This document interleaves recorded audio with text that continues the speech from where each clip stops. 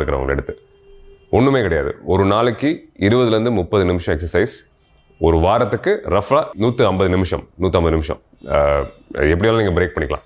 ஒரு வாரத்துக்கு 150 நிமிஷம் நீங்கள் உடம்பை மூவ் பண்ணிங்கன்னா 93% டிப்ரெஷன் உங்களை விட்டு 6 வாரத்தில் போயிடுதுன்றது நிரூபிக்கப்பட்ட ஒரு விஷயம். இது நிறைய பேருக்கு புரியறதில்ல. டிப்ரெஷன்னொன்னே எல்லாருமே உடனே அதிகம் சாப்பிட்றது, இன்னும் அதிகமாக மது அருந்துறது, ஏதாவது ஒரு விஷயத்துக்கு தான் அது அவங்களோட உடம்பை உள்ளாக்குறாங்க. தயவுசெய்து ரொம்பவும் கஷ்டப்படுத்திக்க வேண்டாம். ஒரு நாளைக்கு 20லேருந்து 30 நிமிஷம் சிம்பிளாக நீங்கள் வாக்கிங் பண்ணால் கூட போதும்.